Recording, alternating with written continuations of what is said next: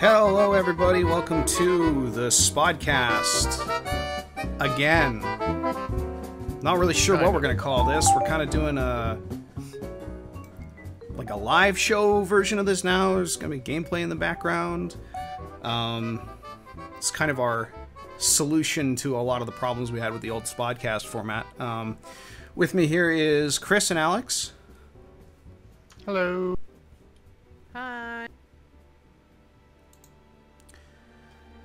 So we kind of just stopped doing Spodcasts for a while because we kind of for two real reasons. One, they were kind of actually a big editing headache. It took me longer to do a Spodcast than it did to do a week of spoiler warning stuff usually. And the other one is that we weren't liking the last 10 episodes or so of the Spodcast. We just did not really go the way we were hoping. So recording started. I forgot to start the recording, so we'll do that now. So we would just kind of not be playing the same games, or not have a lot of news to talk about, and the Spodcast would just kind of turn into this very boring set of monologues with very little back and forth. So our solution to this is we played those side quest streams with Horizon Zero Dawn, which were predominantly not talking about Horizon Zero Dawn. We were talking about the childhood of Jesus and how to identify a real authentic Kermit. And we thought that's kind of a cool format. That was awesome. Yeah, we had a lot of fun doing that. So I stand by our Kermit debates. The great Kermit debates of 2019 are still not over. Was that in 2019 or did we do that? I definitely did some research. Oh yeah, it was definitely 2019. I did some research after the fact because I was embarrassed about how inaccurate my guesses were. I mean, you were in good better. company, with everybody else. So basically we have two kind of big topics we want to touch on. First is Alex went to PAX East and has war stories to tell. Then we want to talk about oh my God. the game that's kind of running in the background here, there's been some interesting stuff coming out about this game in the past couple days. So why don't we go ahead and jump into your PAX experience, My Alex. story time? Yeah. Well, I can give you the version that's it was great and it was fun, and that was and I'm glad I went. So getting out of the way. I just realized I hadn't even actually yelled this out of the Discord. They're saying I'm quiet. They're saying I'm quiet too. I don't want to tell a story if they can't hear me. Well, let me turn you up a bit.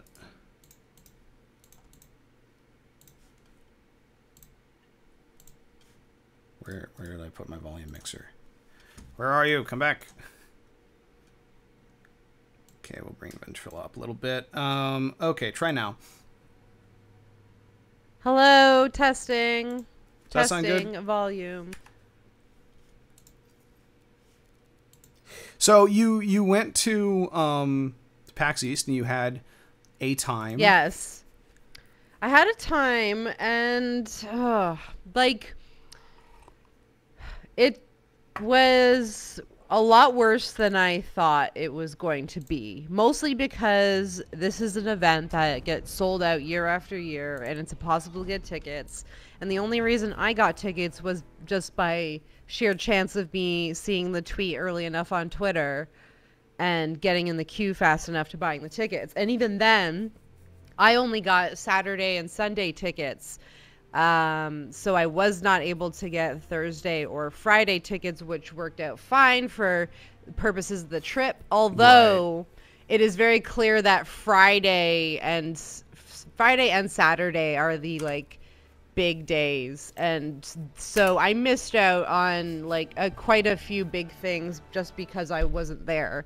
So the Gearbox panel, which I didn't really care about anyways, and Like I don't really give a shit, and that's partly why I didn't enjoy the event, because I don't care, because I'm not like frothing at the mouth that I need to play every game demo and I need to see everything early before the game comes out, or in some cases like games that were already out. Like there was a whole Kingdom Hearts 3 booth and that lineup was just ginormous and the game's out already, so I don't know. It's like a whole lot of fuss and a whole lot of muss about like things that I felt like I just wish I cared more about. But it was cool seeing a lot of the smaller indie games. Like obviously that's where like the big draw is. Yeah. And that's where you see the coolest stuff, really. There was a really creepy Facebook gaming booth, which Mega64 joked about in their panel as being like an art installation where they lock you in like this cube and like steal all your information. But it's like they just had like VR cubes, and I was frightened by that because not only would I never do VR in front of a big crowd of people, based on my bad experiences in VR. And secondly, I don't want to be locked in a cube with anything Facebook related. Like I think that's just for too much. I'm not claustrophobic. I just don't want to be near that. And the same with the Army booth. They had like the American Army was there, and they had their like phone charging stations. No. I'm like, no. And like they didn't even try with me because like obviously I'm not American, so they can't get me anyways. Were you just like wearing a Canadian flag shirt the whole time? Oh, Leave me alone, Americans. But like the Army people are always at these gaming things, and it's just like really creepy, and I hate it. But I saw the Waypoint panel. I was in line. I got in the front row to the Waypoint panel, which was awesome, because it was very theatrical, and Patrick was dancing around in his Sora cosplay, and it was a real hoot. But then I felt like I was like, okay, I haven't ever met Austin Walker in person, but we've talked over the years. You're mutual followers on Twitter. Paths, you know each other. Our paths intersect. Yeah. So like I didn't know if he knew who I was or if he saw me just sitting in the front row looking like an idiot. And then I went up to him after. I'm like, hi, oh my god, like so nice to finally meet you. And like he was just like, oh hey, yeah. And like I thought maybe he was playing it off like he didn't know who I was. You know, where like you go, right, oh yeah, you're like, I know who you are. Oh, someone recognizes you, and you're like, oh yeah, you. So I'm like, well, that was great. Bye. And I just like walked away, because like he was gonna get swarmed in any second, and I was just like, oh my god, I didn't know who I was. But we DM'd after, and he was like, oh, like it was okay. But I was really freaked out that I was like some weird, crazy person walking up to Austin Walker. But it was cool finally meeting him. Yeah. And the same with Mega64. I really liked them. And they were really cool, and their panel was really awesome. And they had, they didn't show this on stream. They had a lot of it unstreamed because it was material that they could potentially get in trouble with. They had like some unseen footage that they did with Reggie when they worked on the E3 promo in 2015, and so they had some like cool little snippets of stuff Nintendo and ended up canning from the final presentation. Did Reggie say a swear? No. Do we have audio evidence of Reggie saying a swear? No, he would never. But he does break a DS, which is apparently Oh no. Yeah. I can imagine the Japanese. And he was cool with it. They were the bigwigs in upset Japan would be like, no, hang on, you can't do that. They were even like, there's a scene where Reggie's like training for the Nintendo World thing, and he's playing track and field with the mat, and then he gets down on his hands and knees and uses his hands like the bongos, like to cheat. You know, like when you press your hands on the pad. So apparently Nintendo Japan didn't like that because they thought that he was beating up Nintendo equipment and he was just being cruel, and they're like, why is he like harming our product? And they're like, no, it's like Americans are lazy and they cheat at this stuff. You may have tried like to actually run, but Americans are too lazy and that's a cheat thing. And they're like, oh, okay. So like they're very snippety about something. Yeah, they have an almost like they were fine with the a Disney sort of desire to protect their, you know, IP and not do anything that could be potentially brand damaging, you know, like. Oh yeah, and everything was like approved and seen by Iwata himself. Like it went straight to the top. Yeah. Every stupid Mega 64 video, or like they collaborated with Miyamoto or whatever. Okay, so he's seen all those. I don't want to interrupt, but I want to point out that we're choosing our voice now. Oh, Josh has already passed it. Never mind. Yeah. Oh, I see it on the stream. In Anthem, that's how you choose your gender, and there's only a one male and one female voice, and you don't know that you're picking gender, you're just picking voice. But that's how it does that. Oh no! Anthem is. I just now noticed that we were playing Anthem. A weird. I just now noticed that we were playing a video game. Sorry, I ramble on and on, but well, my I mean that's that the point of this. Yeah, let's go back to PAX. Yes. That I'm one allowed thing to bothers ramble. me about Anthem. No, it's good that you for pointed those of it you out, following because along on the audio only version, I'm sure this is playing really well. Yeah, so that was really cool. But I've been to a lot of cons. I've been to TwitchCon. I've been to Fan Expo, which is basically like Canadian Comic Con, probably about like 5 or 6 times. Anime North, which is like it's an anime convention in Toronto, and I've been to that a few times, and that's more of like a fan run convention. So I've seen like the big and the small. And this is the con that has had the biggest gender disparity I've ever seen. Even like like back in the day when I used to go to Fan Expo, and there was like it was not as big as it was today, as it is today. Like it was just full of dudes, so many dudes, and rude people that irritated me. And I yelled at a kid, and it got to that point. And I don't like to talk to people I don't know. And I cussed this kid out. Jesus. This other person I gave a death stare at, and he looked me in the eye, and then I won the staring contest because he looked down and started playing with his Switch. Because he literally walked in front of me in a line. There was a line to get into the panel. We're all in an orderly thing, and these dudes just walk literally in front of me, like cut the line, and then just start whipping out their Switches and playing like they didn't do anything. Yeah. And I'm like, who does that? I almost wonder if PAX has gotten worse over the past like 4 or 5 years, because I was there in 2013 at PAX East at that convention center, I think, like unless they've changed it, you know. Oh no, it's probably the same, I would think. I don't like specifically remember rude people, except that like there were, you know, kind of people you don't actually be hanging around.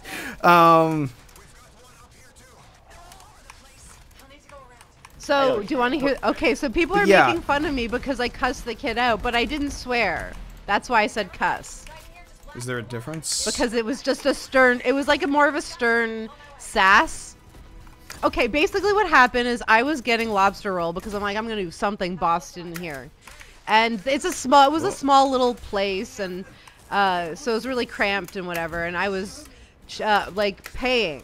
And my big butt is next to the drink fridge. And I realized that, and so this kid's like, oh, like, can I grab a drink? And he just stands there and stares at me for a bit, like I'm assuming he wants to ask me, but he doesn't ask me right away. So I'm like, oh, this kid's hovering. And then so I move, like get him. He goes in the fridge, walks out, and then I go back to the desk, back to position, and then he goes back. He's like hovering. He's like going back in for another, and he's like, can I just get? And I'm like, and so I turn to him and I say, no, you can wait. And then I turn around and like, of course he's sitting next to me, like at the table, like that's where him and his friend. But it's okay because I'm more scary. because I think I was way older than this kid. So I yelled at that kid. And then there was another couple that butted in line, like, you know, as people walk in line and then you just have people walk up the side and then cut back in, like cutting in front, like, but you're walking through the crowd to pretend like you're up front.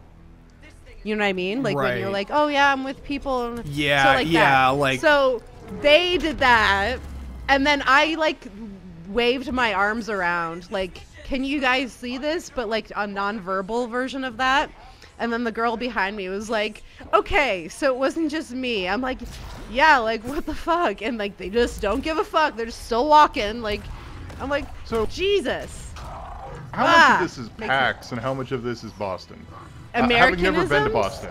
Oh. Or just Americans. I probably a lot of it is Americans, because like there are so many people talking in elevators too, and I'm just like, that just doesn't happen in Canada. I don't feel like that happens here all that often either. Like, unless it's like a party that's already in the elevator and they're having a conversation between themselves, and you walk in and like, you know. I thought you meant like a literal party. Like you walk in and there's confetti and balloons in the elevator. We're taking the party to the elevator. Vegas, in Vegas, there must be bars and elevators at Vegas. Must be. I would not be surprised. Yeah, and then I had to. There was someone at a elevator that almost spoiled Kingdom Hearts 3, and I was like, "Stop it! Shut up!" No. Like, stop talking. It's only been like 2 months. I don't want to confront these people, but like they're like, oh, like I'm like, yeah, you just stop. I'm so grumpy all the time. And then I just ran out of things to do because like I wasn't interested in most of the stuff on the show floor, and so like I ended up probably eating and drinking at restaurants more than actually at the con, which was fine, but yeah. Well, I mean, eating at the con can't be good, right? It's convention food, right? Like. Oh no, it was amazing. No, that's why I went out. Really? Because I looked. Oh. Well, the food looked pretty good. The food outside in the immediate area was also good, which is not always the case in some like convention center areas. I had Shake Shack twice in one day, which I was very happy about. Because that's like a luxury. That's like. What do you mean that's lame? We don't have any of that stuff. I said that's living. I said that's living. Oh, that's living. I was gonna say, I'm like, don't even start with me and your in and out like elitism. We don't even have a choice. We don't get either or. Never mind in and out. It's like, see you later. So we don't have any of that. So that's really novel for me. And then the seafood was really nice too. So you had a lot of good food. You would hope that Boston has good seafood. I checked the prices. Oh yeah, it was very good. I had to like yelling at that kid. I didn't care afterwards because I was eating that lobster roll and fuck him. So that was good. And the last thing I'll say is that shit, I forgot it. No. Okay. No, what was the thing we were saying before? The gender disparity and if it got worse. No.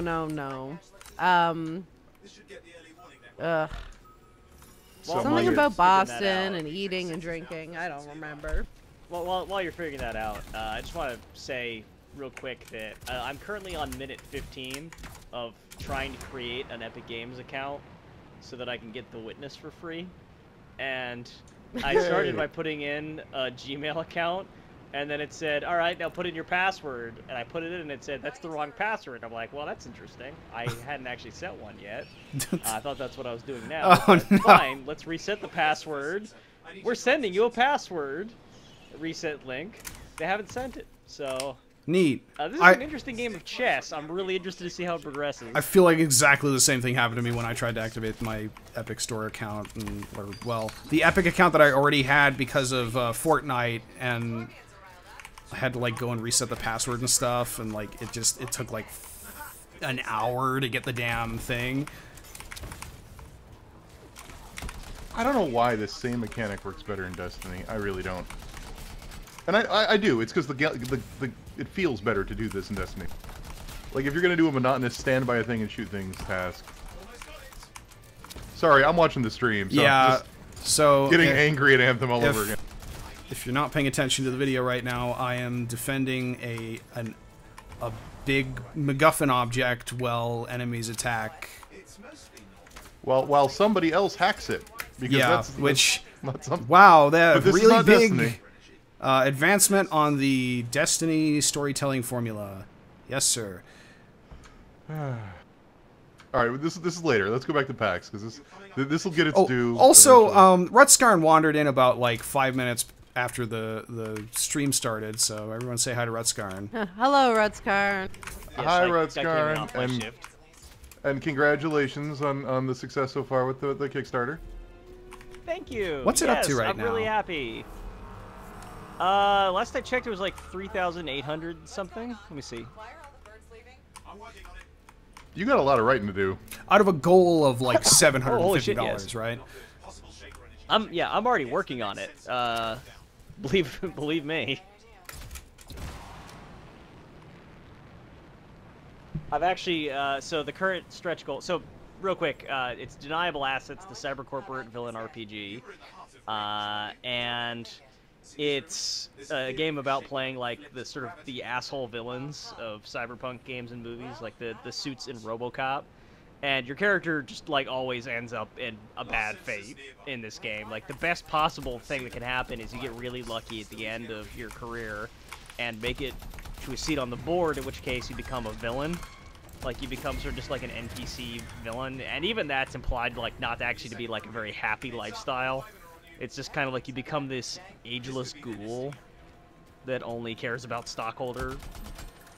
I think the way you put it Anyway. is, you are not your character, you are driving your character. Yes, your character's witness and enabler. You allow your character's ambitions and vices and kind of weaknesses to push them into desperate and terrible situations for you and the rest of the group to enjoy. And it's powered by the Apocalypse game, so that's kind of a game system that works really well for this. Right?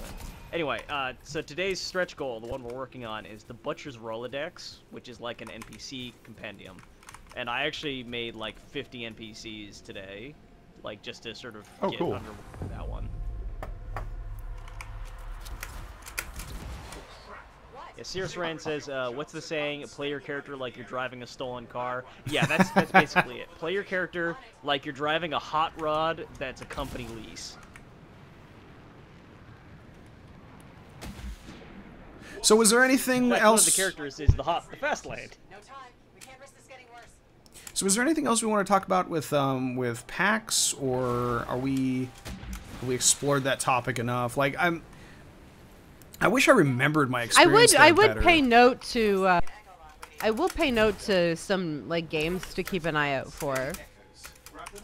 That like this crowd would be interested in. Oh yeah. So there's one game called, oh my god, now I'm not gonna remember the names. Night something. Like Knight as in a guy in mail, or NIGHT. okay.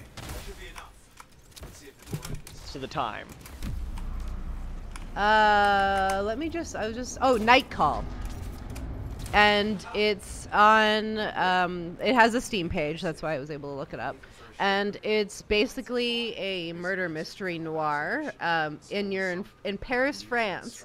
And you play a Muslim taxi driver. Well, that sounds neat. And so your investigation is all done through, like driving around and talking to people and getting information, or like sometimes you get people, sometimes you just get like people telling a story. So it's very much like a novel. It's very much like a visual novel, and it's does sound cool. pretty substantial. So- And it's got like all the little charms and flares of that kind of like old school black and white. Yeah, what? I'm looking at the website for it, and this does look really amazing. But this is going to sound terrible, but I cannot stop comparing it to that Russian game we played a while back.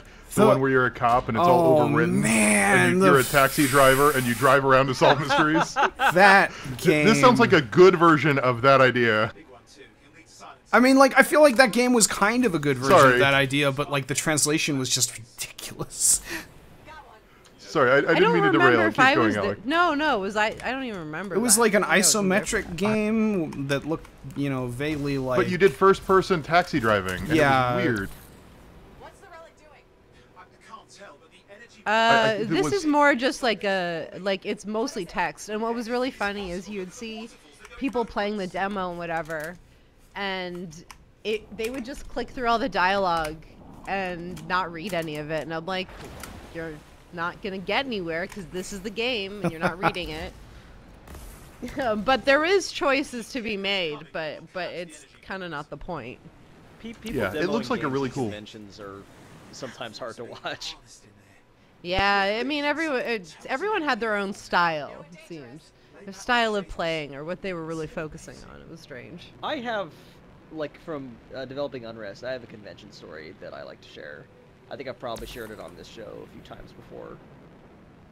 Sure, go ahead. It's pretty short, but it's from... So Unrest is the game we made years ago, and it's like... it's very much this game about weighing these weird, open-ended moral questions in, like, a city that's undergoing a crisis. So there's, like, one character who... Her whole deal is that her parents have arranged her a marriage with sort of a merchant class family that's higher class, which would be kind of in theory, a secure move to give them some upward mobility in the hard times that are to come, but also she really can't stand the guy and he can't stand her, and his family has like a lot of sort of generational problems that are passed down that she can kind of observe by talking to them. And so this guy is playing through her chapter just silently, just like going through all these dialogue choices, and he comes to his first like real choice that comes through in the dialogue, and he stares at it. And it's like the question where his mother is asking you to like accept sort of the path they've laid out is the most mature and sensible one. And he looks at it, and then he turns to Arvind, the developer, and he says, "These all look good to me. Can you just tell me which one's Paragon?" Oh man, this literally happened. That's exactly what he said. Like, was it sarcastic, or is it just the expectation? No, he was completely earnest. Oh, jeez. Moral choice systems in video games, man. They're the worst.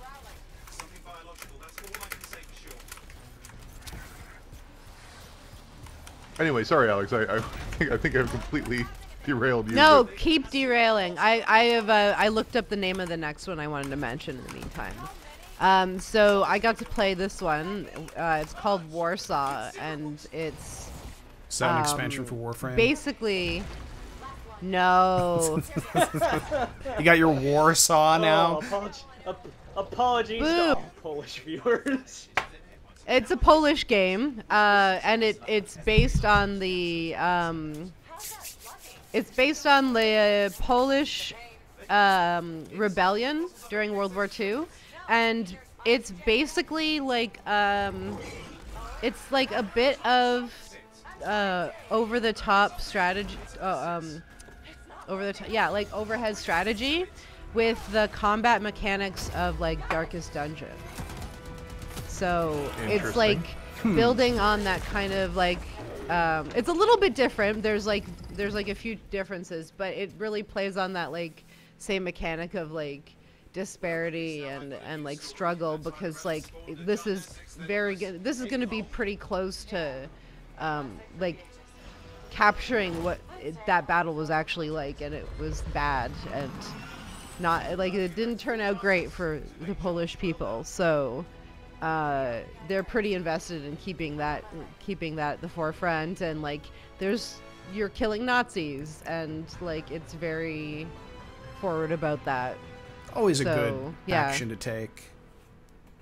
Yeah, so that's really interesting. Yeah, that sounds interesting. I'd probably want to check that out.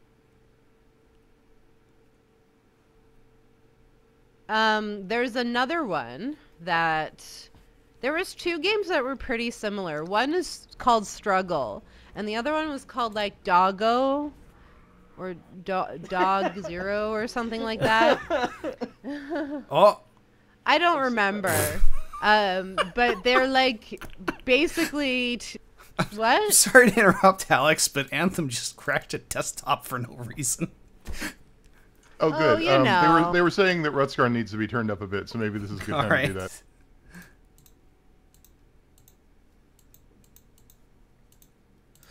How's this? Oh, I think I made Oh, you too no. loud. Just Oh, as you no. cough Too in loud? the mic too. Yeah, oh. I mean, yeah, I'm a little sick this week. So, Are you gonna pick up this I window? may have had to drive 19 hours There we go. across the United States with a cold. Oh man. I did a 5-hour drive back from LA while really sick, and it was terrible. You know, I wouldn't recommend it. You know what the worst part was? The only solid meal we had during the entire 2-day excursion was at a Sizzler. Really? That's you. Okay, I'm not gonna judge, but that's just wow. We were in Arizona, like in kind of a random place that was cheap to get motels, and it was down to a Sizzler or like a variety of extremely inauspicious fast food options. I mean, there's like they gotta have Cracker Barrels out west. Do they not have Cracker Barrels in the west? They don't have many Cracker Barrels out this far west. They did not have any near there, that's for sure. Yeah, I actually can't remember the last time I saw a Cracker Barrel. It was probably when I lived in Pennsylvania. That's weird because they're like a roadside staple all up and down the East Coast. Yeah, I know. Basically, they got them as far as the Midwest. Like, they got them in Texas, I think. Maybe not a lot of them, but they got some in Texas. We just went from like 48 viewers to 42 viewers when I brought up freaking Cracker Barrel. God damn it, so Chris. I think I'll refrain from bringing up any topics from now. There's a College Humor video, like, which is about a guy getting angry that everyone feels obliged to shit on New York, and it contains the line from the New Yorker, "Buddy, I got museums on my block like you've got Cracker Barrels on your interstate." And that's pretty good. So this is where it became apparent to me that I had already chosen my gender. Does character creation in Anthem even do anything? When there is a way to walk around in the, I believe, the city without your helmet on, or a way to turn it off in like the victory menus or something. Oh, so you actually never just see your character's face? No. Like normally? It's always in first person. There's no social spaces. Like, if you are in the city, you are alone, so it's not like you can show off your awesome rig in the city chilling. You can only show off your awesome rig while you're on a mission walking to the next endpoint. I think I read that they in a patch they added a little social area where you can interact with your party members before being out on a mission, but I don't know. Go boy, more menus and load screens. Anyway, sorry, It's sort of weird, like, so I tried Fallout 4 VR. I actually didn't stick with it. I might try it again later, but I got to character creation and it immediately started visually bugging, but that's not my point. Which is like they had like 4 different character options per gender to choose from, and I was like flicking through them, and I got really like kind of annoyed. Like, what? I can't customize it? I did like, the same why thing. not? Like, I think that happened on and the then stream that we did. It was like me getting annoyed by the character creation. And then it occurred to me, like, why the fuck would I need to like customize my character? When am I going to see it? Exactly. Something is off. Connection is a bit fuzzy. How do you quantify If anyone's interested, the tipping point that got me to stop playing Fallout 4 VR was getting to Preston Garvey It's a feeling. and realizing that immersively standing on my actual 2 feet, listening to Bethesda NPCs drone through their dialogue was not going to be a fun time. Something that's weird for me about VR is when I'm in the moment, like wearing the VR headset, it's like, wow, this is really crazy. But every time I think back and recall times that I'm in VR, it doesn't like feel in my head any different than like just playing a game like this. Yeah. It's weird. It's Yeah, I very know what you strange. mean. I don't understand why that like happens.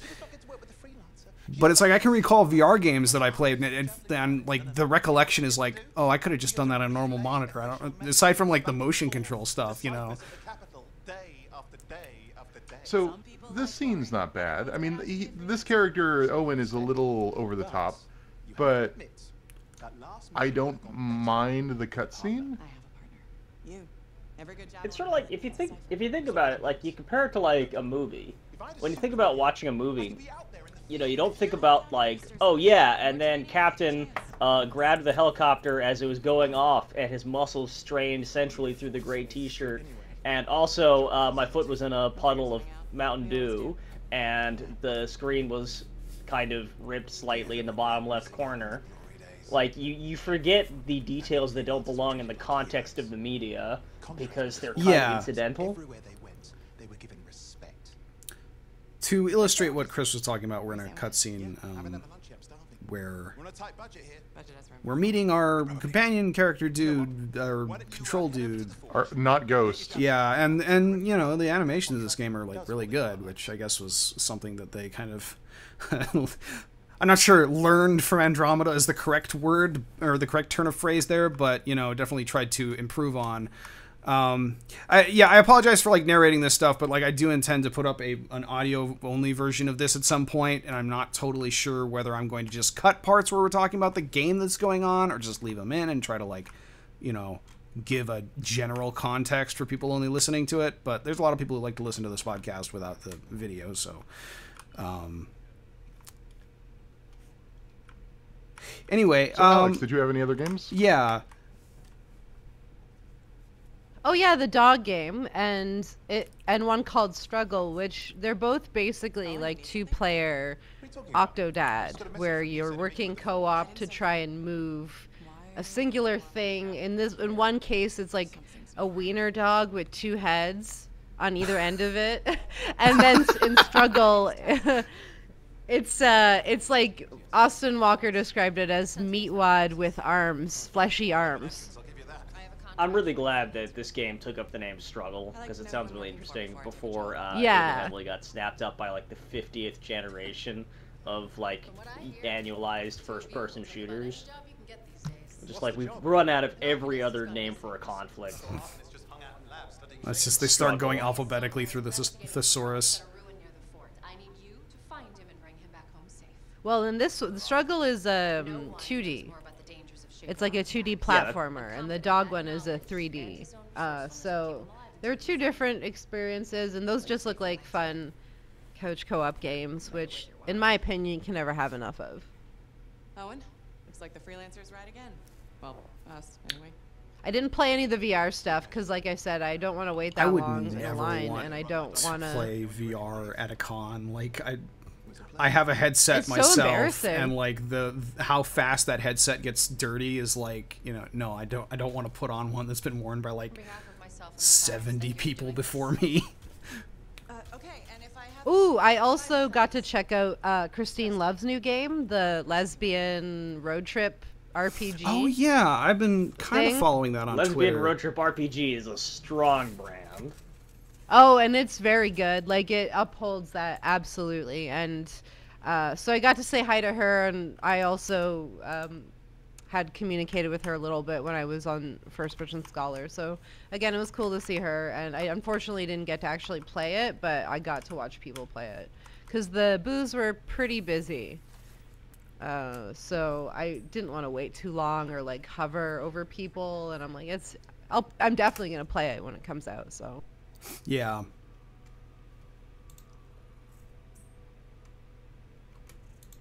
So is that about all we have to say about PAX? Is there anything else you'd like to bring up? The breweries. Someone asked about the breweries, and they were good, but they ran out of beer. And also, like in Boston, and maybe you can clarify this for me if this is a case in other places in the States, but many of the bars did not have any prices on their beer menus.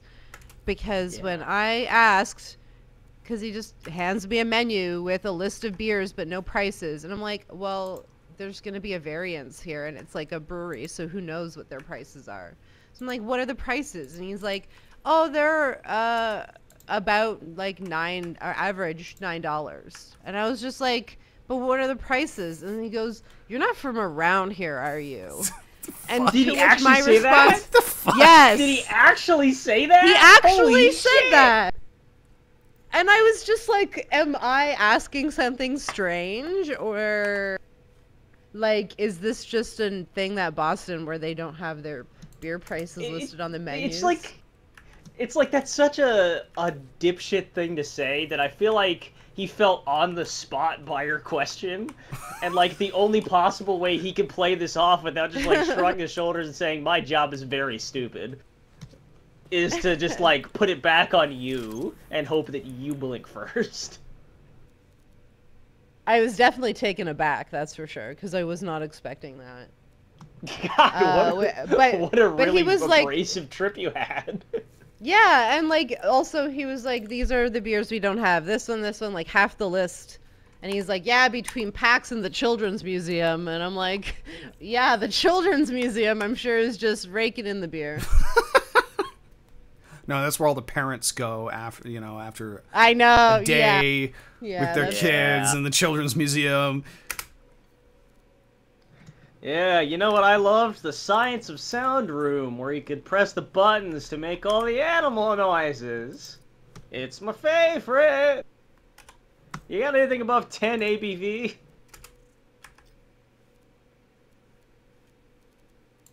I cannot believe how bad Anthem's interface is. Holy shit, I don't know what I'm doing.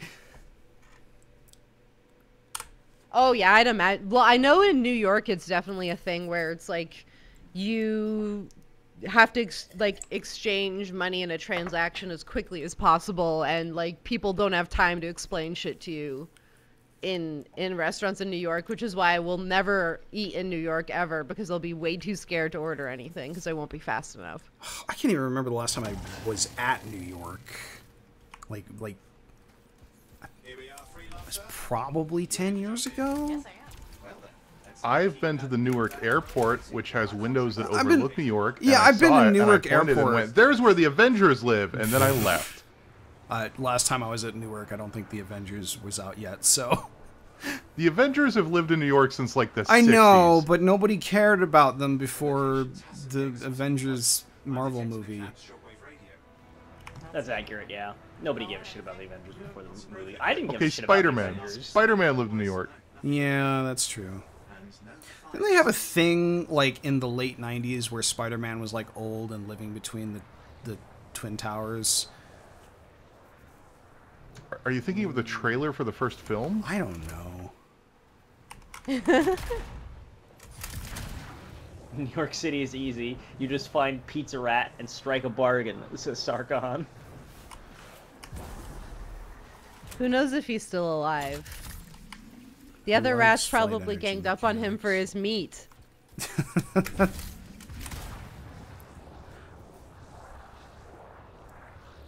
So, we've got a second topic today that maybe we can move into, unless there's anything else you guys want to add about... No, go ahead. I could go on and on about Pat. I could go on and on, right, and I could rant about each person who irritated me, because there's a whole bunch of them. You were sending me, like, play-by-play coverage while it was happening. I couldn't believe it. Some of the things. I was gobsmacked at the behaviors. Oh, and one other thing. So, everyone was like, it's so cold, and, like, they're walking around in, like, fur parkas and shit. I walked in tank top. I walked around, no coat, no hoodie. I was like the only one with bare arms, and it was great. And no one challenged me, but if someone was like, aren't you cold, which is something people do a lot to girls who walk outside with less clothing, and I was gonna say, I'm Canadian, bitch, and I was ready to say that, but no one fronted me. Darn. You had it on your quick bar. It was ready. It was on my quick bar. But then I was going to say, oh, what do I say if there's a kid around? And I never figured it out. So I was glad no one said it. Because there were a fair amount of kids. So I was like, I don't want to say bitch in front of a kid. But I still want to be impactful, and I didn't know how to do that without swearing. So that shows you where I'm at. I got that. Hey, I get that a lot living in Vegas, where, like, I go out at, like, it's like 60 degrees, and I'm out in, like, shorts and a t-shirt, and people are like, aren't you cold? And it's like, well... kinda, I guess, but I grew up in Pennsylvania, among other places that are significantly colder on average. Oh, yeah. And the thing is, like, what do people gain from even pointing that out? If you are cold, they're not Thanks helping for you. reminding me. If you're not, they're also not helping you. Or just, like, especially when they do it to club girls, because it's like, it's your fucking stupid beauty standards that force us to wear these idiot clothes with no, like, to the club, and you won't let us in with warmer clothes, so what the fuck are we supposed to do? Don't blame us. Anyways. Yeah. So, you say that, yeah. I'm I paying know, attention right? to several different things at once. Come on, Josh. You're a streamer. You gotta keep up with the, you know, this and that. Shout out our sponsors. Yeah, all the people who want to sponsor this show. So, would you Tell you like what, to get a Squarespace sponsored- website? This stream is sponsored by Beniable Assets, the new cyberpunk role-playing game. What's the marketing available budget on Kickstarter? on your thing? Because I'm gonna there needs to be some recompense here. Some quid pro Thus quo. far, we get I a have cut. spent $0. All right, that's acceptable.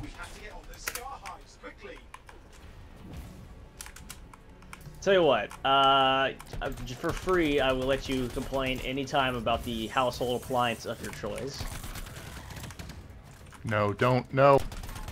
I feel like this is a Never setup. again.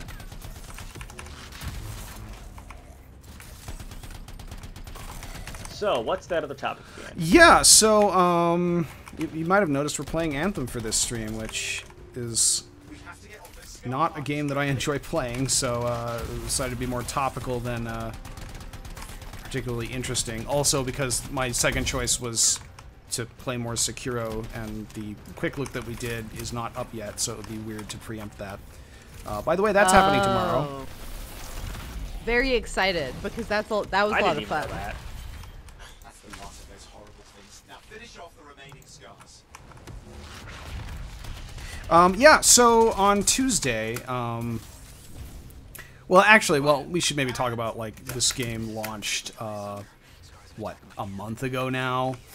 And Pretty disastrously. and it has been a complete clusterfuck. Like, It depends on when you count it launching, given that it had about 4 releases. yeah, there was that. Various stages. And like, everybody that I was talking to before this game came out was, like, potentially interested in it, like you, Chris, Gwen from Discord, like, everybody's just bounced off of this real fucking hard. Nobody wants to play it. And, you know, for good reason.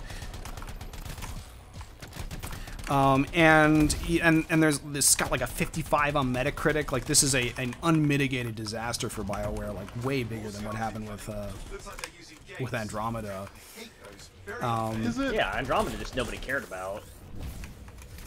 I mean, like, Andromeda I had, feel like Andromeda had drama. yeah, it had drama, but like, it, you know, it was like a 70 something on Metacritic. It had a lot of, you know, memes about the facial animation going on, which always annoyed me because I thought the facial animations in Inquisition weren't great either, but nobody ever talked about that. But it did end up getting, like, all the DLC got canceled, but you know what it was? Andromeda had apologists. Like, for all the people who thought that Andromeda was just like Garbo, and there was a lot of people, and, you know, the people making fun of, like, the screenshots and, like, the storyline. There were people who were really passionate about Andromeda. yeah. And they kind of balanced things out into, like, where you could kind of be like, okay, it's garbage, but it's somebody's garbage. Nobody's really passionate about Anthem except the people whose PS4s were bricked by it.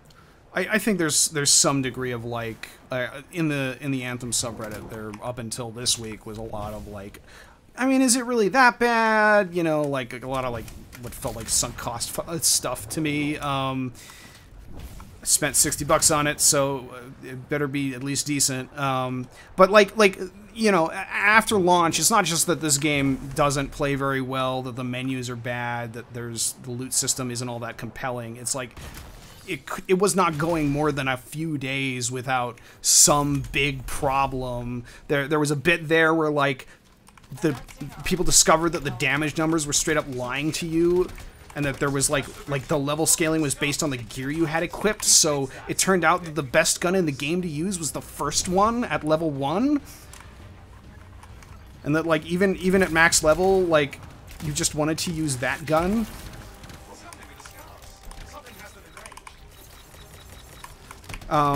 You know, Yeah. there have been issues with the loot, like, being tweaked, and then, like, you know, like, they had a thing where the loot was, like, really good, and then they fixed it to lower the loot drops, which... You know, on top of all the other problems this game has, like, you know, making the loot less interesting and more grindy was not something they wanted to do. There's just been a ton of problems. It really has not gone a week without some kind of disastrous news coverage. Like, burying the Tombs quest, I think a little bit towards the end of the game didn't help either, because it went about 3 days until people collectively all started hitting that really hard. Yeah. And realizing how bad that quest was. And That was that's the one where... They've made it... Where it was just padding, right? Where you just had to go and do a bunch of like challenges to open 3 doors.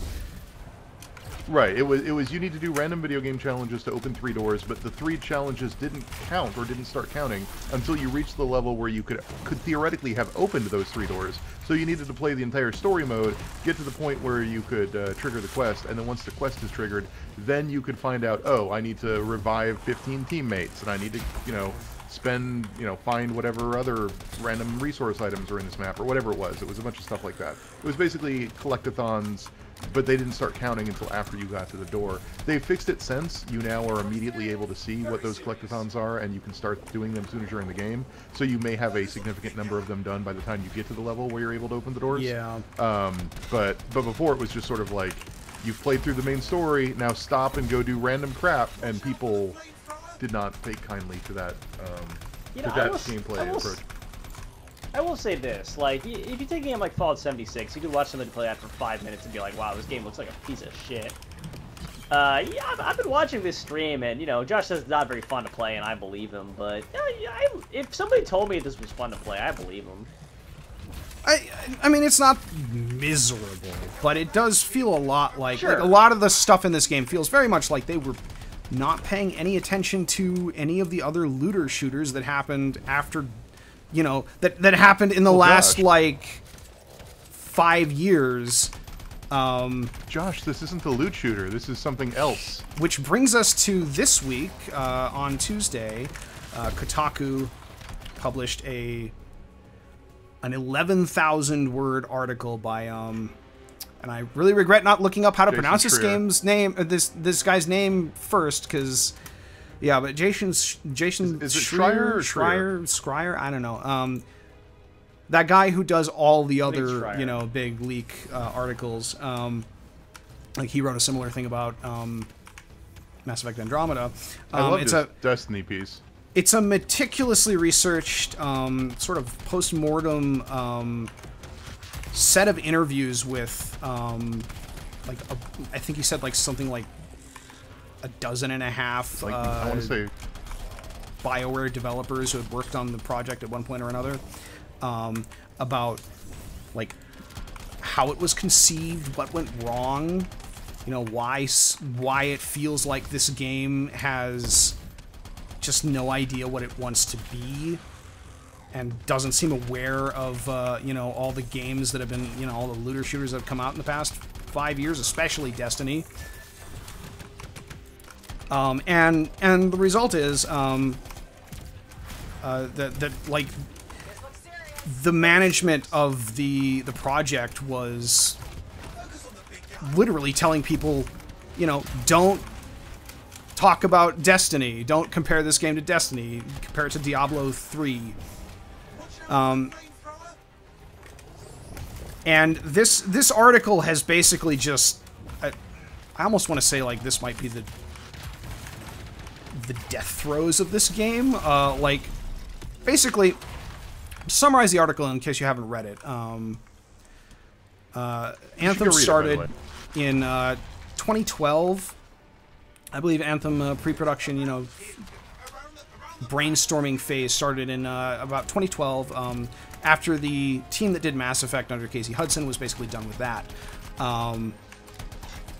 And they were originally envisioning a game. It was always going to be an online multiplayer game. They're originally envisioning a game that was not really a looter shooter, but was instead a thing where, like, you're on this hostile alien planet that's got crazy stuff going on, and you go out and you try to survive as long as you can with your friends, and you meet all these, like, you know, procedurally generated threats, like big storms that would pop up. Monsters. Yeah. And they worked on that for a while, and then in 2014, I think Casey Hudson left Bioware, and this left the team in sort of a crossroads where, like, nobody really stepped up to take his place. So, according to the developers that were working on it at the time, like, the directors just would have a bunch of meetings where they'd debate stuff about, like, oh, what are we doing with this game? What is this going to look like? And then just, like, not make any decisions. And this apparently carried on until, I think, what was it, like, Christmas 2015, where they put together a sort of vertical slice demo of what they had at the time. And the then CEO of EA at the time, Patrick Soderlund, got his hands on the demo and said, like, what is this? This is garbage. It was basically like you could walk around in a farm. 2016. Christmas 2016. So this game had already been in development for like 3 or 4 years at that point. And it was basically just a basic demo where you could run around a farm and, like, shoot stuff. And he was just like, this is... No, there's not much here. What's going on with this?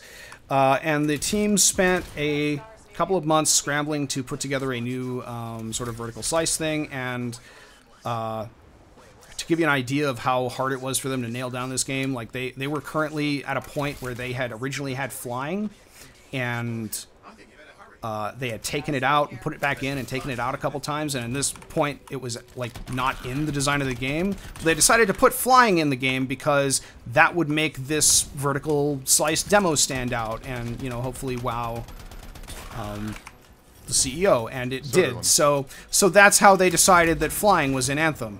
And I think it was interesting reading, like, the debates that are mentioned in that article about like, why they were taking flying out of the game quite often was, like, you know, well, it makes it so that you're just kind of skipping around the scenery and, like, not really paying too much attention to it. And, like, there are bits in the part of this game that I played where, like, yeah, this might have been a lot more interesting if I were, like, actually traversing this scenery in any meaningful way rather than just flying through it. Well, the fact that flying itself is purely traversal. I mean, there's a couple, like, hang in the air and shoot moves, but it is not an aerial combat game. It is you fly around to move around and maneuver, and then you land and you're playing Gears of War. It's really not a game about aerial combat. And as a result, yeah, you just end up flying from place to place, and flying is just a means of transport. One other thing I think to bring up during this era of the article, this time frame for BioWare, was that they had added and removed flying a couple times, but what was pointed out in the article was that each time you changed the movement mechanics, you needed to completely rechange the world map, because suddenly now flying is no longer an issue, or suddenly now there's some other movement mechanic. They don't specify what movement mechanics they had, but imagine it's a super high jump, or maybe grappling. I think climbing was the one they did reference, that for a while it was like a climbing stamina thing. Every time you change the mechanic, you have to completely scale and change the world map so that the areas that are supposed to be traversable are traversable, the areas that aren't are not. You need to change all the art assets, move everything around, keep everything within poly count levels so you don't drop frames and get frame rate issues. It is a major ordeal to be changing around the movement mechanic set. Granted, this isn't a vertical slice, the game wasn't in production yet, but it's still non-trivial if you're talking about even like an hour and a half of vertical slice gameplay or something. Yeah. Also, something that cropped up during this time period was the decision to put the game on the Frostbite engine, which, if you've been paying attention to anyone talking about the Frostbite engine for the past several years, if you're not DICE, you probably don't like the Frostbite engine, and it caused a lot of problems. Like the Inquisition devs had to implement a save system into the engine because it didn't have one. And they decided that because they wanted this game to be different from the standard fare BioWare stuff, they weren't going to take the stuff that was in Inquisition and use the already developed codebase for that as a template for this game. So they ended up deciding to do it all over again, which I believe also happened to some extent with Andromeda, which is why all the facial animations in that game were like just broken. And go ahead. Well, it paints this very like disturbing picture of like the directors being really kind of isolated from what was going on in the development, and you know, not really taking any of the developers' concerns seriously. A lot of like studio infighting going on between different teams that were being brought in to work on the game, and it got to the point in 2017, going up to E3, where they were going to announce the game at E3, and like they basically put together that E3 demo in like how fast was that put together? I don't remember the exact specifics in the article, but it was like really quickly, and like pretty much just had to make decisions on like, okay, here's what the game is going to be, and you know, put that. I want to say 6 months. Put that demo together, and they actually changed the name of the game like 3 days before that EA trailer, like that trailer's was shown. And originally the game was named Beyond, which I'm not sure I'd say that's a good name, but I don't think Anthem is a good name either. Well, the reason they dropped it from being Beyond is that there were trademark issues with it. It's a pretty generic name, and it's used in a lot of things. They were worried about protecting that trademark, so they decided not to go with it. However, it did reflect the game's original intent, which was you would be all living in this city, and your goal would be to go beyond the wall of the city, and live in the beyond for as long as you can, and gather resources for the city, and survive as long as you can, and then come back. And the little Jaeger robot suits would let you do that, and that was the whole game they were trying to make. And then they just changed the name from Beyond to Anthem. Yeah. And nobody really had any idea what Anthem meant at the time, according to the article. Yeah, they later justified it with like, oh, there's the Anthem of Creation that's messing up the world. It's like the light from Destiny, the Traveler's Light, but it's not Destiny, so it's not that.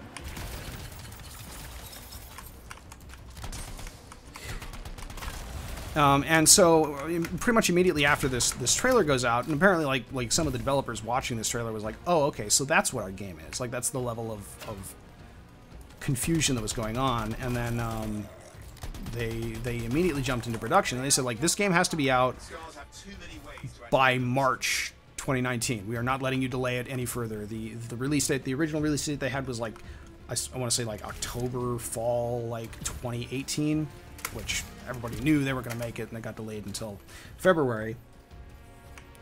And they just basically entered this crazy soul-grinding crunch for like 18 months. And they brought the Andromeda devs on, because they had just finished Andromeda, and Andromeda had just been a big disastrous failure, and basically all the DLC on that game had got canceled. They brought the Andromeda devs in, which I feel really bad for those guys, because they basically got out of the ashes of a burning building and then jumped into a building that had just started to catch fire. You know, like, going from the crunch from the end of that game to the crunch for this. Yeah, this isn't even talking about the morale. Yeah. Like, the morale of, like, constantly coming up with ideas, but no one approves any of them. Like, and no one can come to a decision, so you're just spinning your wheels and hoping it turns out. Like, that's just, like, horrible. Yeah, the common refrain they had was with, it's apparently been the case in BioWare for a long time, is that,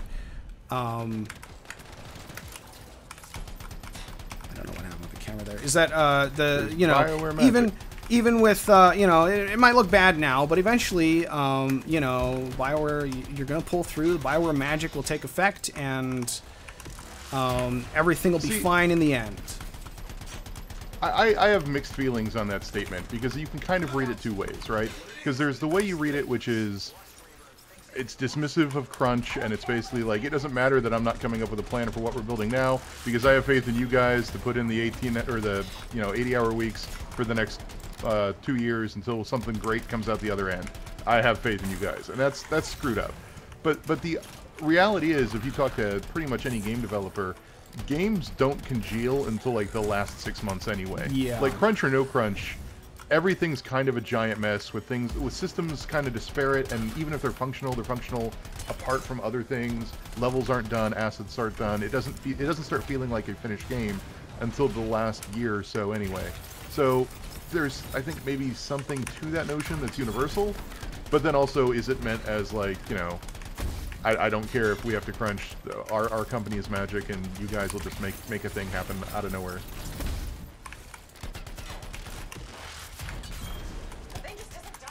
So, and the development during that crunch cycle was apparently like really terrible. People like having to, a lot of people going on basically what they called stress leave, where you just take 3 months off because you just can't handle it and you're having a mental breakdown. And we kind of, like, I think we kind of saw this and didn't really know what was going on exactly with, like, a lot of, like, mid-level and high-level names in BioWare left the company in, like, 2017, 2018. Which is sort of borne out in the article. You can see the there pattern was a huge now. attrition rate. Yeah. Like, who even still works at BioWare that like, anybody even knows? Like, aside from Casey Hudson, like, I think Karpushin left again, and I think Gator left. I don't know anybody at BioWare anyway, so I'm not helpful in this conversation. And, you'd have, like, directors basically, like, you would bring up a problem with the game, and then you'd have the directors just pay no attention to it. Well, that was the other thing, right? Like, right. The team in Austin were the team that had shipped Knights of the Old Republic. So they had done online work before.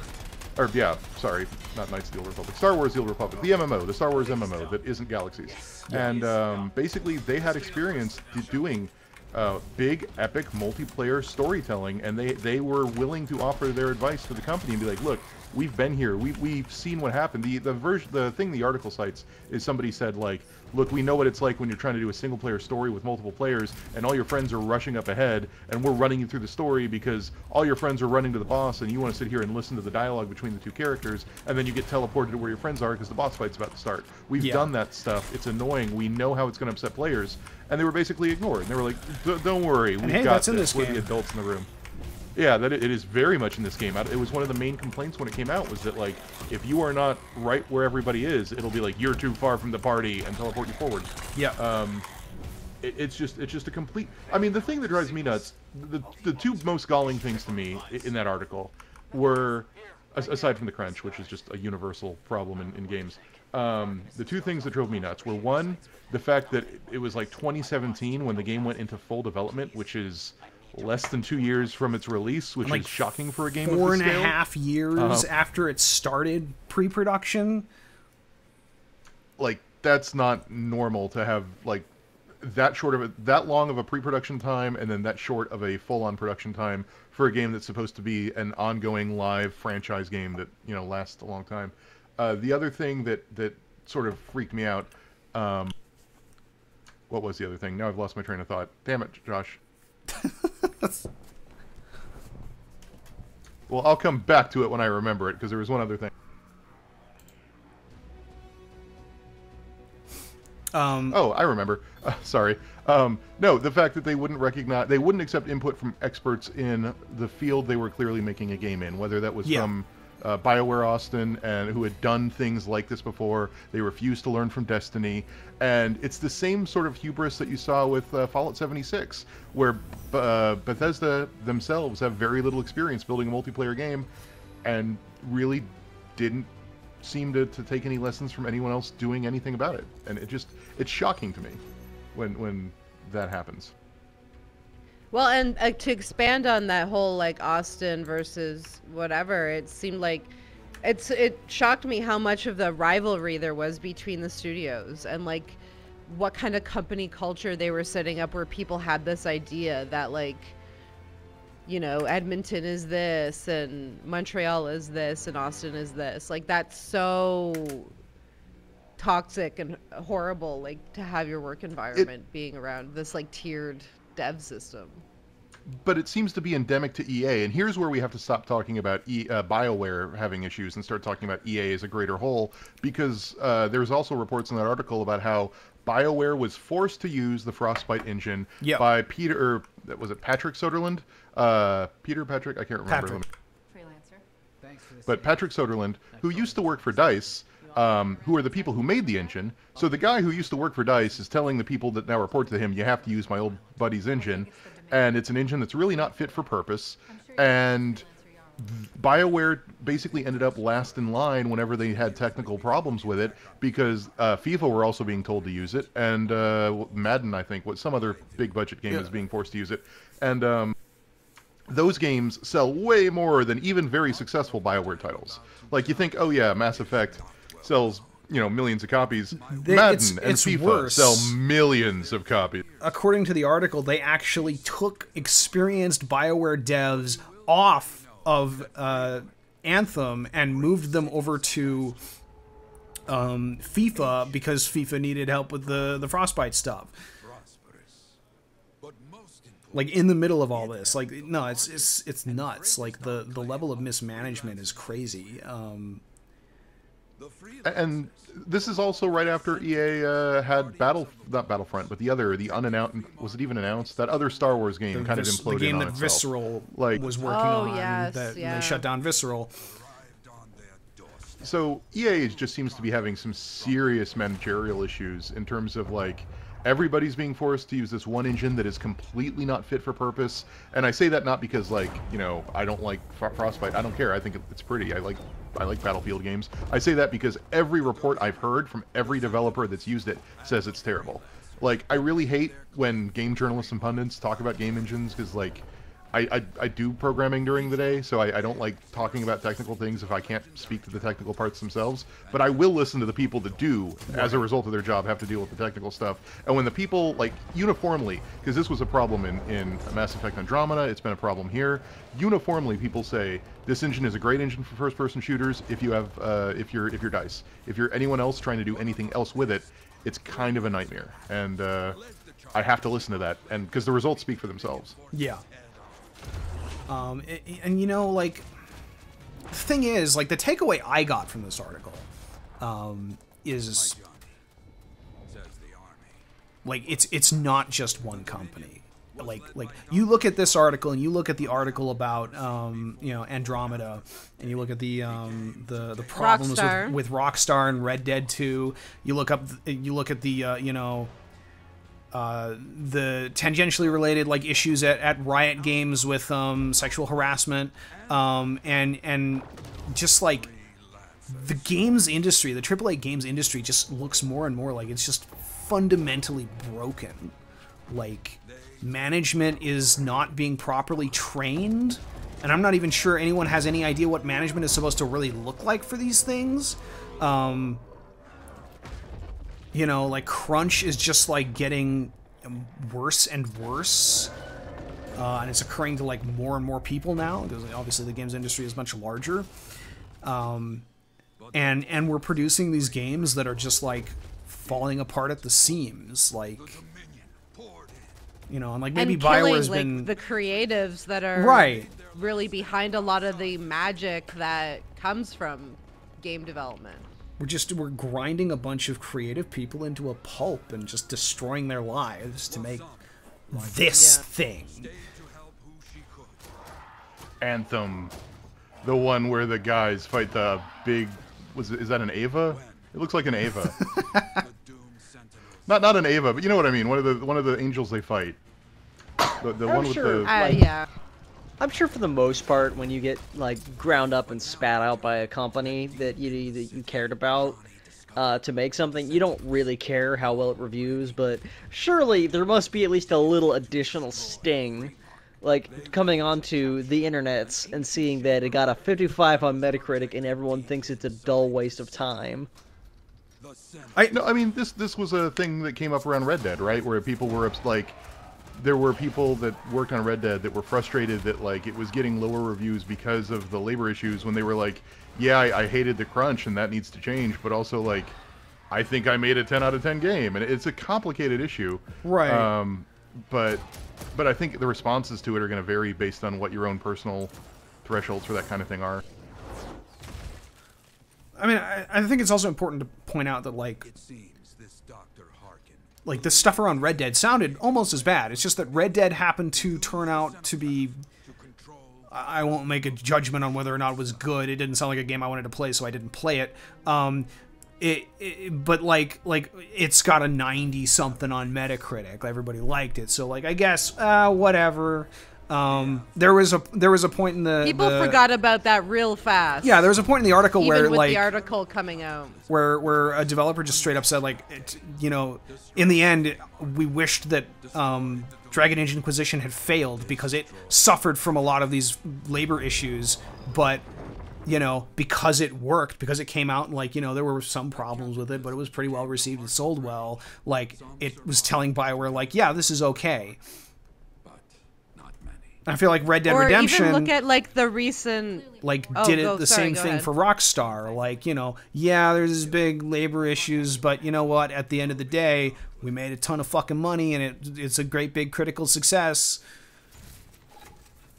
I was gonna say, like, it's not just... We're not even talking about Eastern devs, and, like, everyone was also really quick to forget the whole Sakurai...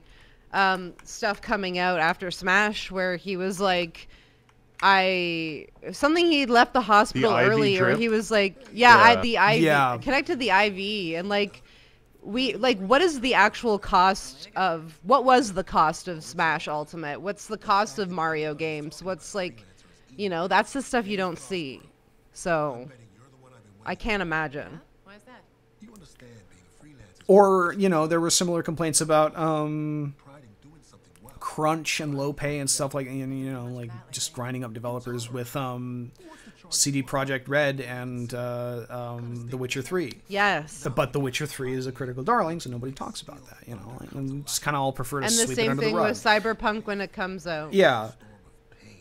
Everyone's going to forget about the horrible social media and the whatever, because it's like so hyped. It's interesting that this seems to stick more to bad games, and I think that is a problem. I think everyone is very happy to be like, yeah, they suffered, but they suffered for their art and made an amazing game called Red Dead Redemption or Witcher 3. Whereas, Anthem comes out, or even something like I can't guarantee you, but I would make a very strong assumption that given the state that Fallout 76 released in, it was crunched towards the end, given that it was basically pull it out of the fires and throw it in front of people as soon as possible. So we haven't heard anything. There's nothing official, but it would not surprise me in the least. But yeah, like it seems like these sorts of things stick more easily to games that people are going like, that's a bad game. Oh, and then the other toxic thing is the story of atonement you get, right? Like the other toxic flavor of this is where like Hello Games, right, basically killed themselves getting No Man's Sky not just out the door, but then spending a year completely reinventing it to be what everybody apparently wanted it to be, and everyone they think it's a good thing. They think they've redeemed themselves to the gamers, and I think that is its own flavor of toxic. Because they've done a tremendous amount of work in that game over like a year and a half or something. What's going on? You scare me a little sometimes. Do I? Actually, I suppose that's fair. I do peddle in danger. I think the You should know me better than that. silver lining, I guess, of the cloud here is that finally, for probably the first time ever, people are really seriously, like developers at GDC are really seriously talking about unionization, which is the way to fix these problems. Like, capitalism is not going to get rid of crunch. See, I wonder, like, I support the effort to unionize, just in general. Right. But I wonder, unionization and organization takes time. I wonder if the lifespan of AAA games is less than the time it's going to take to organize. What do you mean by that? You mean like, oh, we'd get all ready to organize and then the game comes out and we get fired anyway? Is that what you mean? Or No, not a specific game, but just like part of the problem is that it's these giant, ever increasing in scope, mega million projects that are a huge gamble, and if they win, you theoretically could make trillions of dollars, and if you lose, you're out hundreds of millions. And all it takes is a couple of losses to totally, result in serious problems. They're trying to fix it with all these, games as a service games, and maybe that's the level of life support that the lifeline that AAA games get. Like, they become Google Stadia games that basically just become giant Skinner boxes to give you more loot boxes to unlock. But I don't know how the $60 game, standalone purchase game, survives the next 5 years or 10 years. Like its days are numbered. I don't know. I mean, like, I wouldn't say that's necessarily a problem of, like, oh, suddenly AAA games are too expensive. I think that's more a problem of, like, people seeing what you can do, in the mobile space with gacha games, with what games like Destiny are trying to do, and going like, oh, wow, if we just made all our games as a service, think of how much more money we could make as shareholders. Oh, totally. Like, I don't think that's a thing of like, oh, if we just wanted to make a AAA, $60 game, we couldn't do it anymore because it's just too expensive. It's the incentive is to just continue to milk as much money as possible and use your super loot boxes and, use a bunch of gambling, basically gambling, but not gambling, tactics to get money out of people. But like of the games that do that and work, how many of them are shaped like a AAA $60 boxed product that has characters and NPCs and a story, and how many of them look like Fortnite, and how many of them look like Apex Legends, games that probably cost a fraction of what it costs to develop, Anthem.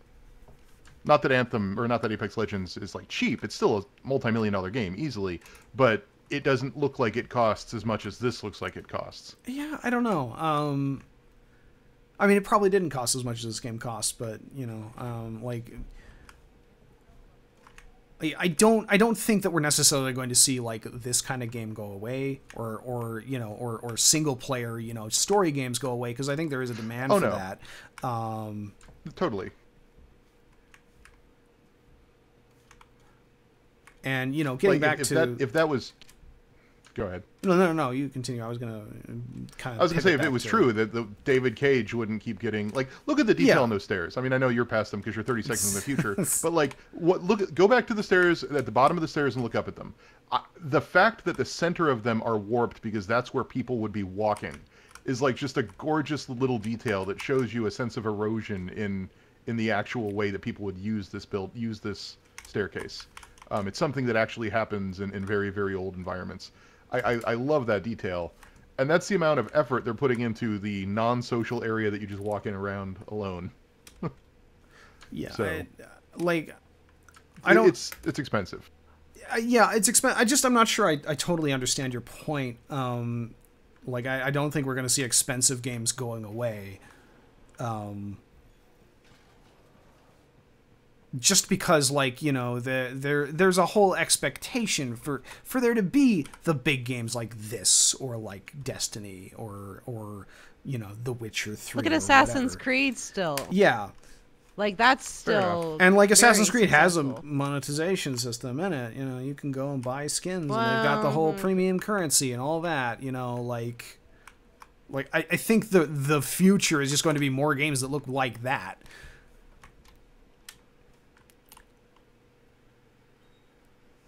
Anyway, I've derailed us. Back to the article. But I do think that, like, you know, I wonder if this is going to turn out to be like the watershed moment that like really makes a lot of developers think seriously about, like, hey, maybe we should like organize and like get a union and start collective bargaining to like fix this shit. It's definitely like getting people talking, and yeah, like BioWare saying that like articles shouldn't exist like that is also really troubling, and like not like it's just BioWare's it public shows response, like the industry resistance has been pretty garbage. to this kind of bad. Yeah, and it concerns me because we've been having such like an anti-journalistic rhetoric lately in general. And it puts people under threat when game devs come out and say, like, this is the way people need to engage with our media, and this is the way fans should be engaging with, you know, well, I should say, and our product too. And that's just so wrong. And like you'd never see that like in any other way. Like, could you imagine if someone was like, you have to watch this movie this way? Right. Or like, you know what like, I mean? Imagine anyone in the film industry acting like that. Yeah. Or like read the book this way or whatever. Maybe some authors do that. I don't know. But it's creepy and it needs to stop. I just worry that like we're going to stop talking about this in 5 years. Like Gamergate, where we say we need to do something and then no one does anything. I mean, I think the ultimate outcome of that was like the birth of legitimate political movements that have not been great. Let's just get it done. Seismic indicator is ready to go. Okay? Start it up. And I the other thing I'm wondering about, like, as the outcome of this article is like that this was published now. Anthem has still not really gotten back on its feet. It's lost a lot of players just from, you know, the other problems it's had, and now this comes out. Like, I do wonder if this game is just dead. Like, at what point does EA decide, like, okay, actually, you know what, we're pulling the plug here? First of all, I don't think they can completely pull the. They're not going to shut down the servers. It's too cheap just to keep. They right, too many but people like off. you know, really just defund the you know, the year one plans and just, you know, quietly kind of sunset it. I mean, in the way that, like, you know, Drive Club got sunsetted, or that stuff's got to be in the middle production right now anyway. I would imagine that you would like see that, you know, cut your losses after projects that haven't already received funding or had, you know, things that aren't in full production. I can't imagine that they would cut funding for the DLC they've already promised that people have already paid for, I think. Isn't there, like, I'm sure there's a season pass or whatever. I'm sure I don't know. I don't remember. Like, this thing had a lot of problems with, like, there's 90 different versions of the game that you can buy. Well, that's why I have no idea what's available for it. I just know I got whatever came with the EA thing. Yeah. I don't know. I don't know if they cut their losses. I also think that, if we're being brutally honest, the reach of the very online video gamer is not nearly as far as the number of people that it would take to actually support a game like this. So, as much as this is a really huge watershed moment for people who pay attention to this sort of thing, it's Thursday for the people that are just like, I'm gonna go home and level up some more in Anthem, and they don't go on Kotaku, they don't keep abreast of industry news, they buy their 2 or 3 games a year, and this happened to be one of them, and yeah, maybe it's not as good as the other ones, but I like grinding, it's fine, it's pretty, and then that's it, and they wait for the next Fallout or Call of Duty or whatever. I actually know somebody who I want to say they got this game free when they got their video card. Yeah, it's in a lot of video card packages right now. Yeah, he tried it, and he, like, didn't know anything about it beforehand, tried it out, then just kind of like, hey, do you want this game? It's just kind of like, no, I really don't. No Arcanists in here. Where are they? So I don't know if it's a watershed moment in terms of killing Anthem. I think Anthem's going to do however it does, which probably still is not going to be up to EA's expectations. It is pretty. Like, God, I do wish. Yeah, this is the thing that you always say about Frostbite games, though. Is like, man, the Frostbite games, they look really nice. They do. That's the thing the engine is suck good to build, at. but they do look nice. Yeah, I think the game's going to have whatever audience it's going to have. I don't think this article will have any impact on that. I do think this article will have an impact, like you were saying, on the general discourse around unionization from people within the industry. Yeah. It's just yet another data point, just like the layoffs from EA and Activision, just like the stories around Rockstar, just like the stories surrounding everything else we've talked about tonight. And the other thing I wonder is like, ooh, is this the end of Bioware? I mean, that I have no idea. Yeah, I mean, I think it's certainly the end of whatever Bioware existed previously to the launch of Anthem. I mean, I don't. Bioware that created Anthem is not going to make another game. I think they, like, the attrition rates that happened around Anthem, like, it wouldn't matter if Anthem turned out to be well received. Most of that Bioware's gone anyway. Just update on trying to get the Epic Games launcher working. I downloaded the exe, it immediately downloaded an update, and then it said the update failed to install. I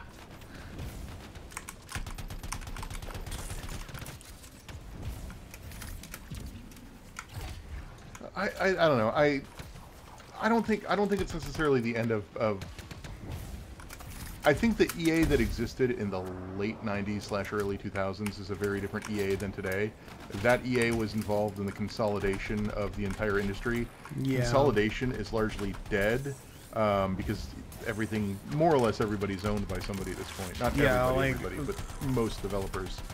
And outside of indie studios, you know, who do you, what kind of studio can you point to and go like, oh, that's an independent studio still, like... There's a handful, but it's not many. Yeah.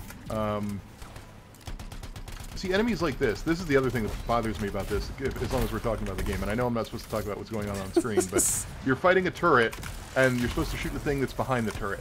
And that bothers me because so many of these levels, so many of these enemy encounters seem designed for that style of Bioware, you know, real-time with pause thing, where like you order one of your friendos in your Mass Effect party or your Dragon Age party behind them while someone else draws aggro and you take them on. And it's supposed to be done in multiplayer, but that doesn't really work in single player. Like, there's no good way to take on an enemy with a shield in this game if you're by yourself. You can do it. There are ways to do it, like jumping over them and shooting them in the back, and then they turn around and you got to jump over them again and shoot them in the back until they turn around, and it's just this tedious nightmare. Or you do what Josh did there, which was circle strafe really, really close to the turret, so you could just kind of shoot the barrel behind it. But like, these encounters are designed for sort of party-based encounters, and I don't know, that bugs me. As somebody who typically plays Destiny alone, except in like raids. Yeah, I agree. Which is the other thing, like, this game does not have Destiny's level of different types of gameplay. Like, it's not like there's story missions and then an open world like this. I mean, there is this open world. And then, like, strikes, and then raids, and then all the various other ways, and then a multiplayer DM component. It's just this open world, and then sometimes you can do the open world, or you can do story missions, but they're always with other people. Yeah, you know, it's disappointing too, because I got the feeling that, like, especially a couple years before this game came out, but, you know, even up until, like, a month or two before this game came out, like, there were a lot of people who were like, you know, this is really cool. They were passionate about it, and it just never, it did not crystallize into something that I think is very fun to play or does anything interesting or groundbreaking, you know. The start of the article starts with an anecdote that, like, when the game was first put into, you know, when the initial project was formed, they codenamed it Dylan, as in Bob Dylan, because they wanted to create the Bob Dylan of video games, something that people would talk about 20, 30 years later. And maybe people will, but not for the reasons that they were hoping for. Arcanists are safe. Only cuts and bruises. Call the Sentinels to pick them up. Already done. Good. Nothing more to do here. Check on Freelancer, right? Got it. So, any other thoughts about that article? And I will point out that the Bioware response is now not totally garbage. The Bioware management response, that is. Apparently, Casey Hudson sent an internal memo today. Like they had a thing where, like, apparently all the developers have been told, like, yesterday, don't talk to the press, which is a great way to get your disgruntled developers to talk to the press. Apparently there was an internal memo today that was Casey Hudson basically saying, like, yeah, you know, the article's got a point.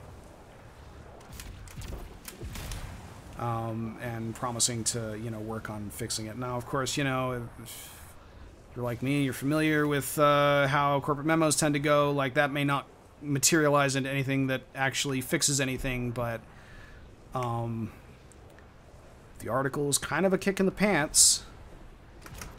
And, you know, in as much as this game didn't already have a kick in the pants with the way it launched and, you know, being BioWare's 55 on Metacritic.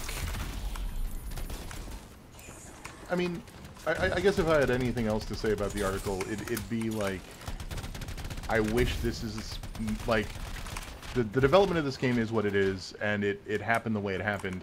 I wish this sort of thing wasn't the only way we ever learned about it. Yeah. For a couple reasons. One, because, I mean, first of all, I mean, it is still kind of... I was surprised to see Schreier go this close to the game's release with this story. Yeah, like, I think you and I were both anticipating piece ran, something like, like this a year happening later. at some point. But we were both surprised at, like, Right. wow, this is like a month after the game came out.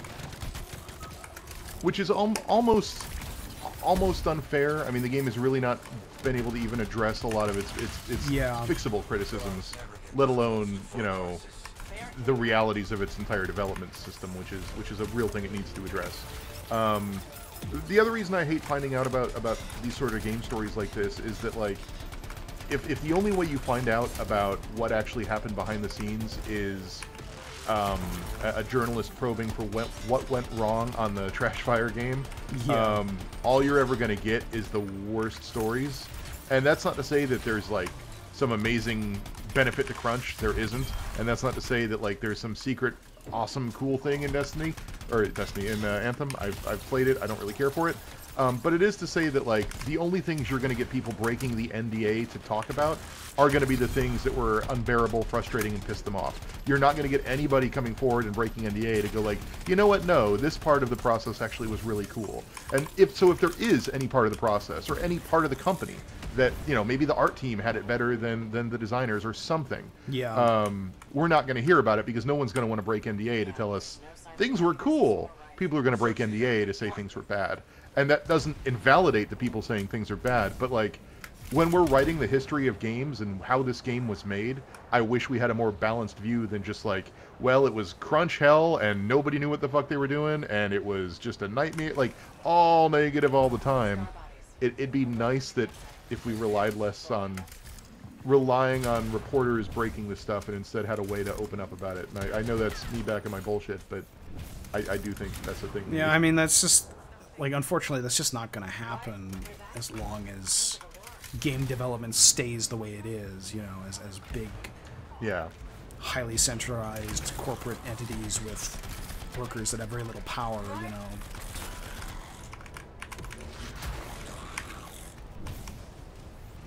Don't kill my dream, Josh.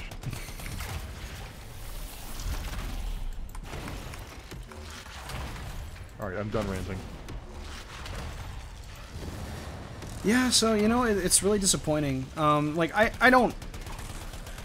People might say, like you mentioned, like, you know, oh, the BioWare that we knew is gone, but, like, I think that happened...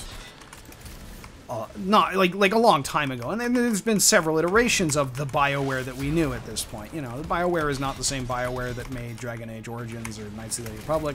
But the BioWare that made Mass Effect 3 was not the same BioWare that made Mass Effect 1 or Dragon Age Origins, you know. Found them.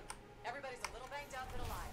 Nothing got Like, that's, you know, that's true, but like, you know, we've seen yet another attrition of BioWare here, another changeover, and, like, you know, the BioWare that made Dragon Age Inquisition now, I think, is, you know, is it's fundamentally different from that.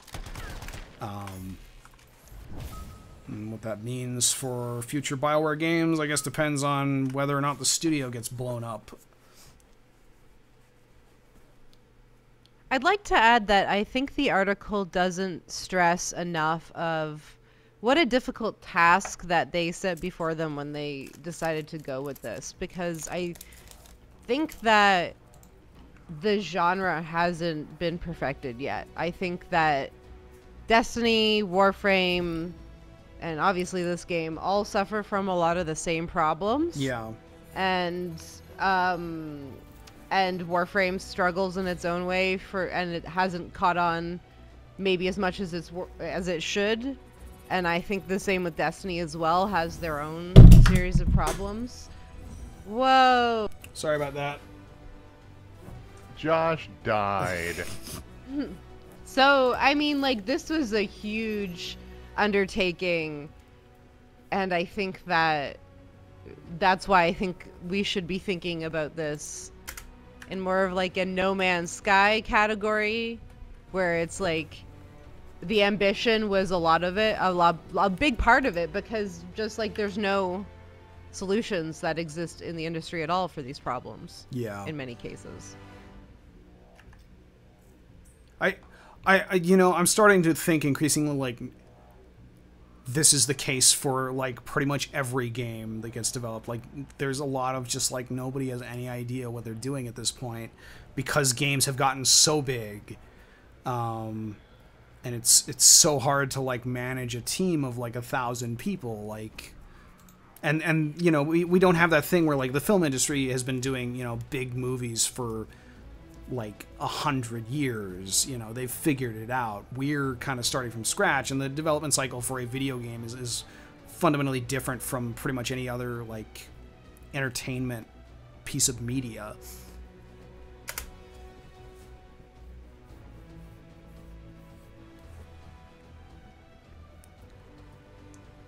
You know, like I think it's telling that like this is a problem that seems to be infecting more than anyone else, like AAA studios. You know, like B studios, smaller studios that are making what would be the equivalent of B movies, you know, like with lower budget stuff, they seem to be all right.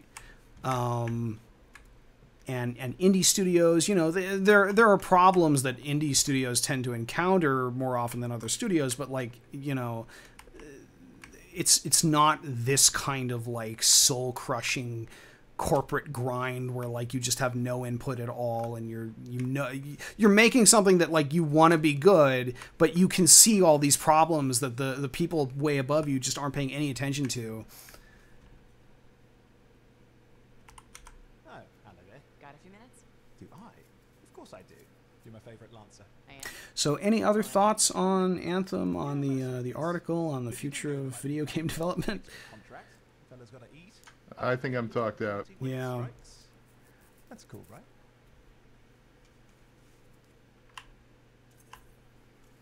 Well, that was bleak. Yeah, great, awesome. I'm glad you guys could all come here for our Everything is Ruined Forever podcast. Shut it down. Okay. Moving on. Anyway, things look better now that Corvus is interested. You rescuing that Matthias fellow reminded me of the Scar nightmare that was our first contract. Times 10. I don't want to play Anthem anymore. I've been playing Anthem in the background, and I'm not having fun.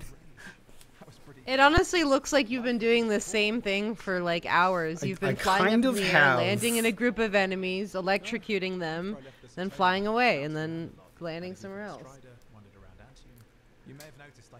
Yeah, so I think we're gonna close out the Spodcast here. Thank you everyone for tuning in. I'm gonna work on doing some sort of audio-only version of this and getting that up at some point. I think we did pretty good of putting it in a place where I won't have to edit it too much. There's only really a few times where we make reference to the game. Yeah. Tomorrow, that is Friday, there will be a Sekiro quick look that is an hour and a half long or so. I'm not sure if I'm going to cut some parts out of it. It's mostly finished, but look forward to that. You don't own the ability to link minds without suffering a loss somewhere else. It's different for everyone. Often it's small, but sometimes it... So yeah, thanks everybody for showing up. Chris, Alex, Retskarn. No. Never dead. No problem. Yeah, it was fun. Let me find the outro music.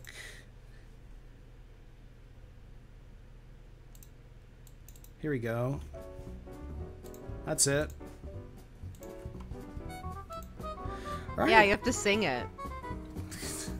We got to come up with lyrics. Anthem sucks, and that sucks for everybody. Do it like on the it. Star Trek theme song. Where's the podcast? Not enough people have listened to Josh Podcast. sing the Star Trek theme We ought song. to do those again at some point. Oh yeah, said us about everything. Goodbye, everyone. Bye. Bye.